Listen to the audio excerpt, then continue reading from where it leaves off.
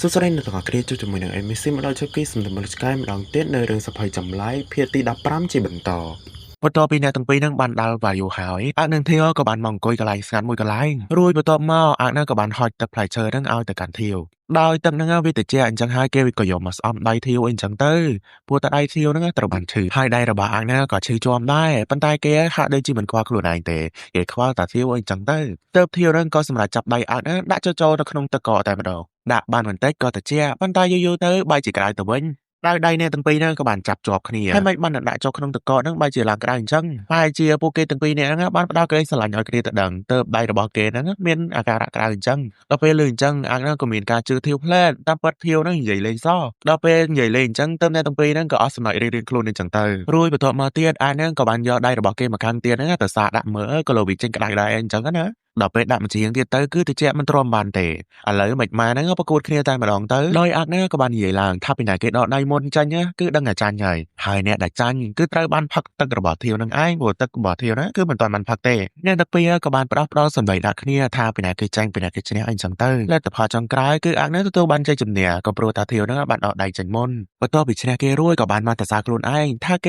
ស្វឹកដៃដែរប៉ុន្តែគេសុខចិត្តទ្រាំគេទ្រាំបានប៉ុណ្ណឹងលឿនអញ្ចឹងរួចធាវក៏មានការញ័រទៅកាន់អាក់ទៅគេក៏បានយកដៃជាក់គេអំបាលមិញទៅចាប់ខ្លួនប្រាណរបស់អាក់បន្ទាប់មកអាក់ក៏ធ្វើបាបវិញអីចឹងទៅហ៊ានលេងគេឲ្យត្រជាក់ផងហើយឥឡូវគេក៏មានដៃសម្រាប់ត្រជាក់ចាប់ធាវដែរចាប់ចុះចាប់ឡើងអ្នកទាំងពីរណាក៏នៅចិត្តគ្នាម្ដងទៀតទៅធ្វើឲ្យអ្នកទាំងពីរធ្វើខ្លួនមិនត្រូវទេលោកបន្ទាប់មកទៀតអាក់ណាក៏មានការធាក់ធាវនឹងមួយជើងតែម្ដងធាក់គេទេប៉ុន្តែចង់ដួលខ្លួនឯងចង់បះជើងខ្លួនឯងអ្នកទាំងអស់គ្នាអើយអេដមីនមើលកន្លែងហ្នឹងហើយគឺអត់សម័យខ្លាំងមែនតើធាក់គេទេប៉ុន្តែបះជើងខ្លួនឯងធាក់គេអញ្ចឹងរួចស្មានតែគេនឹងសុខចិត្តមែនទៅអាក់ណាក៏បានមកបលែងលេងជាមួយនឹងធាវជាបន្តទៀតតែដល់ពេលចុងក្រោយទៅគេក៏បានលួងធាវមកវិញដោយគេក៏បានយកអាទឹកដបបំមិញហ្នឹងគឺឲ្យធាវមកផឹកដែរចេះធ្វើខ្លួនល្អវិញនេះកុំឲ្យធាវខឹងអាក់បាត់ប៉ុន្តែអ្វីដែលហូរចិត្តបំផុតនោះគឺអាដបមិញគឺគ្មានទឹកទេនិយាយរំទៅអាក់យកមកមិញហ្នឹងពីរកំប៉ុងមុនដំបូងគេផឹកអស់មកកំប៉ុងហើយដល់ពេលមកកំប៉ុងទៀតទៅធាវហ្នឹងមិនទាន់បានផឹកទេដល់ពេលគេឲ្យធាវវិញគេឲ្យអាកំប៉ុងអស់ហ្នឹងគេមានឲ្យអាកំប៉ុងមានទឹកមកពីណាទើបអញ្ចឹងរួចអ្នកទាំងពីរក៏បានមកបតែបន្ទប់គ្នាដើម្បីទៅដាំយកអាមកកំប៉ុងដែលមានទឹកនោះបើមកមើលក្រុមរបស់វាយូអានេះវិញបាយូក៏បានរៀបរាប់ទម្លាយរឿងអាថ៌កំបាំងប្រាប់ក្រុមរបស់គេទាំងអស់ថាគេមានចការយកលុយរបស់ពីជំរងរបស់គ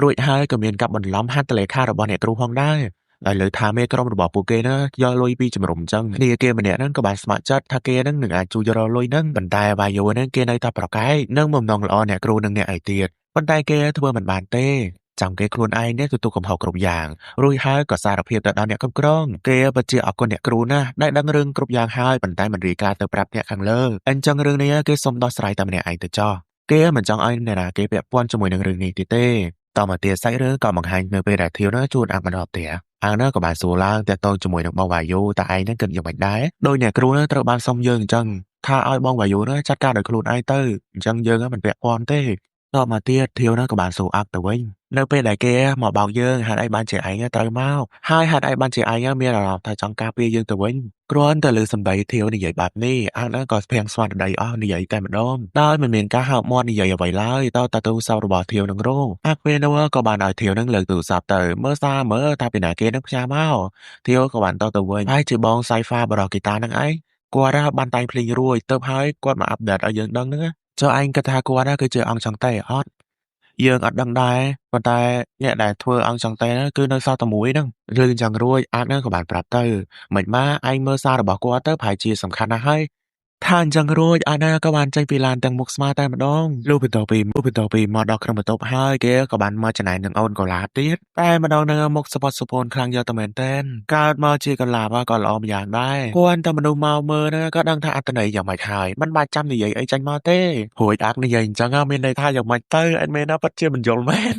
ដល់ពេលអ្នកម្ខាងទៀតក៏បានមើលខ្នើយអោបរូបចចកហ្នឹងដែលខ្នើយអោបចចកនេះផងដែរពួកគេទាំងពីរនាក់គឺបានលេងជាមួយនឹងគ្នាកាលពីនៅក្មេងអញ្ចឹងគាត់មើលឃើញក៏ដឹងតែអាប់តែម្ដងធាវក៏បាននិយាយជាមួយនឹងចចកហួយកាលពីនៅក្មេងឯងចូលចិត្តនិយាយអីប្រាប់យើងទាំងអស់តែដល់ពេលធំឡើងហេតុអីបានជាឯងប្លែកម្ល៉េះយើងគឺនៅចាំស្ដាប់ឯងណាពេលនោះផងដែរក៏មានអ្នកផ្ញើសារមកកាន់ធាវម្ដងទៀតធាវបន្ទាប់ពីមើលរួចក៏បានតបទៅវិញប៉ុន្តែសាច់រឿងមិនទាន់បង្ហាញយើងទេថានៅក្នុងសារនោះគឺនិយាយពីអ្វីដែរសាច់រឿងក៏កាន់បង្ហាញនៅពេលប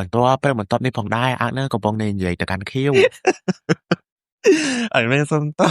អេមាននិយាយខុសទៀតហើយមិនចេញខៀវទេវាចេញខៀវអ្នកទាំងអស់គ្នា ហើយអាចចាញ់ពាក្យខៀវហ្នឹងគឺចេញច្រឡំដងទៀតប៉ុន្តែ admin ហ្នឹងគេកាត់ចោលល្អដល់ពេលអញ្ចឹងมันលឺតែឥឡូវឲ្យអ្នកទាំងអស់គ្នាស្ដាប់ត្មងទៅវាក៏ប្លែកដែរតើអ្នកទាំងអស់គ្នាគេថាភ្លេងរបស់ធៀវ10ផ្ញើមកពីយប់មិញគឺគេបានស្ដាប់ហើយ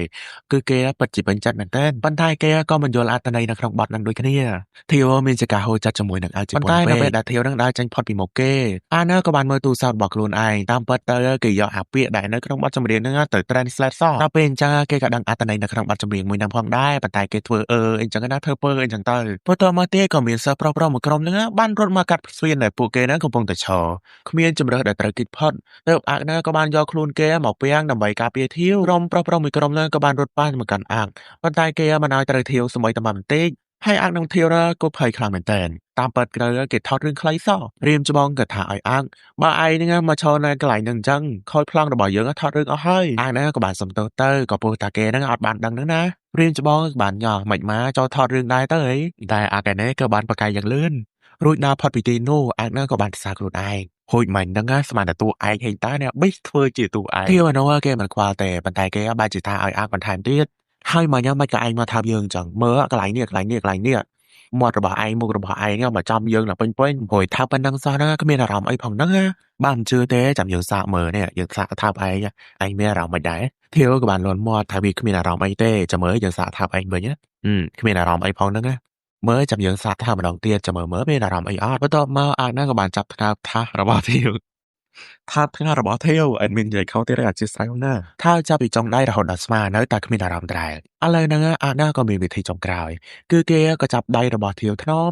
យកមកថើបឲ្យរៀងយូរមកបន្តិចអីចឹងណារួចហើយក៏សួរធាវថាឯងមានអារម្មណ៍អីអត់ប្រហែលជាធាវហ្នឹងអៀនខ្លាំងពេកទៅគេហ្នឹងក៏បានប្រកែកត្រូវមានអារម្មណ៍អីគេទៅវិញល្អជាងដល់ពេលឃើញអញ្ចឹងអាណាក៏មានការញ៉ាំទៅកាន់ធាវបន្ថែមទៀតហូមានអារម្មណ៍សោះណាធ្វើឯងអីណាហើយចេះតែញ៉ោះគេអញ្ចឹងមានដឹងថាគេអៀនដល់គេចាប់អារម្មណ៍មកលើយើងណាហើយយើងក៏ចាប់អារម្មណ៍ទៅលើគេដែរហើយការសារភាពដែរនេះចិត្តចាប់រឿងទៅហើយមើលទៅបើសិនជាបានស្រឡាញ់គ្នាអីក៏គ្មានឈុតស្វីតដែរមកទៅបើមានអីគឺមានភាពតិចនឹងឯងបន្តមកទៀតអ្នកទាំងពីរក៏ដើរចូលសាលាបន្ទាប់មកក៏ឃើញបារោះសៃហ្វាដែលហៅកាត់ថាបារោះហ្គីតានឹងឯងបារោះហ្គីតាដែលដឹងរឿងពីម្សិលមិញហើយគេក៏បានមកសួរនាំធាវនិងបានបារោះពីធាវដែរថាធាវមានត្រូវត្រង់ណាអីអត់ធាវក៏បានប្រាប់តបមកវិញថាគេមិនអីនោះទេបន្ទាប់មកបារោះហ្គីតាហ្នឹងក៏បានសួរនាំឡើងដែលគាត់បានសួរឡើងថាធាវពេញចិត្តនៅក្នុងការបទចម្រៀងដែលគាត់តែងឲ្យធាវអត់ហើយគាត់តែងបទចម្រៀងមួយនេះគឺផ្ញើជូនធាវពិសេសតែម្ដងធាវចូលចិត្តដែរឬក៏អត់ទេធាវគេអាចទទួលយកបានហើយទៅបារោះហ្គីតាហ្នឹងក៏បានបបួលធាវទៅម្ដងទៀតមិនមកហ្នឹងឲ្យធាវទៅមើលគេលេងតន្ត្រីទៅអីលឿនចឹងរួចធាវមិនទាន់បានតបអ្វីទេអាហ្នឹងក៏បានមកកាត់ចង្អាក់ដោយអាហ្នឹងក៏បានទាញដៃធាវហ្នឹងដើរចាញ់តែម្ដងដោយគេបានប្រាប់ទៅបងបារោះហ្គីតាហ្នឹងថាគេមានការទៅរៀនជាមួយនឹងធាវជាបន្តទៀតប៉ុន្តែផ្ទុយទៅវិញគេមិនបានចូលសាលារៀនទេអាហ្នឹងក៏បានអោបដៃធាវទៅកន្លែងស្ងាត់មួយដោយគេបាននិយាយឡើងតាក់ទងជាមួយនឹងរឿងអង្គចង្តេហ្នឹងមិនចង់ឲ្យធាវត្រូវចាញ់បោកជាមួយនឹងអង្គចង្តេហ្នឹងទៀតទេបើទោះបីជាអង្គចង្តេនៅតែម្នាក់ក៏ដោយហើយនេះគឺជាសារដាស់តឿនតែប៉ុណ្ណោះប៉ុន្តែធាវធ្វើដូចជាមិនខ្វល់ជាមួយនឹងសម្ដីអាក់តតែសោះនឹងចង់ដឹងបន្ថែមតាក់ទងជាមួយនឹងអង្គចង្តេ